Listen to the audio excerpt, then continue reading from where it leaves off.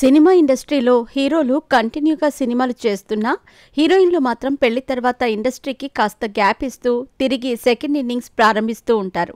ఇలా సెకండ్ ఇన్నింగ్స్లో భాగంగా సెలబ్రిటీల్లో మంచి సక్సెస్ అందుకోగా మరికొంతమంది సెకండ్ ఇన్నింగ్స్లో తీవ్ర నిరాశను ఎదుర్కొంటూ ఉంటారు. అయితే ఇటీవల ఇండస్ట్రీలోకి ఎంట్రీ ఇచ్చిన కొంతమంది హీరోయిన్లకు రీఎంట్రీ సినిమాలు కాస్త నిరాశపరిచాయనే చెప్పాలి. మరి రీఎంట్రీ ఇచ్చిన హీరోయిన్స్ ఎవరు, ఆ సినిమాలు ఏంటి అనే విషయానికి వస్తే ముందుగా లయ.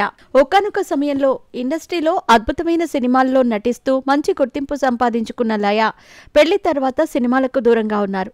విదేశాలలో స్థిరపడిన ఈమె ఇటీవల సినిమాలపై ఆసక్తితో తిరిగి రీఎంట్రీ ఇచ్చారు. నితిన్ హీరోగా, వేణు శ్రీరామ్ దర్శకత్వంలో తెరకెక్కిన తమ్ముడు అనే సినిమా ద్వారా ప్రేక్షకుల ముందుకు వచ్చారు. ఈ సినిమా అనుకున్న స్థాయిలో ప్రేక్షకులను ఆకట్టుకోలేకపోయింది. ఈ సినిమాలో నితిన్ అక్క పాత్రలో లయ నటించినప్పటికీ ఈ సినిమా లయ రీఎంట్రీకి పెద్దగా ఉపయోగపడలేదని చెప్పాలి. ఎన్నో అంచనాల నడుమ విడుదలైన ఈ సినిమా ప్రేక్షకులను పూర్తిగా నిరాశపరిచింది. సొంతం అనే సినిమా ద్వారా తెలుగు ఇండస్ట్రీకి పరిచయమైన జెనీలియా అనంతరం బాయ్స్, బొమ్మరిల్లు, రెడీ, డి వంటి సినిమాలతో ఇండస్ట్రీలో మంచి సక్సెస్ అందుకుంది. ఇక ఈమె కెరియర్ కూడా మంచి పీక్ స్టేజ్లో ఉన్న సమయంలోనే పెళ్లి చేసుకుని ఇండస్ట్రీకి దూరమైంది. దాదాపు 13 సంవత్సరాల పాటు సినిమా ఇండస్ట్రీకి దూరంగా ఉన్న జెనీలియా ఇటీవల కిరీటి రెడ్డి హీరోగా నటించిన జూనియర్ అనే సినిమా ద్వారా ప్రేక్షకుల ముందుకు వచ్చింది.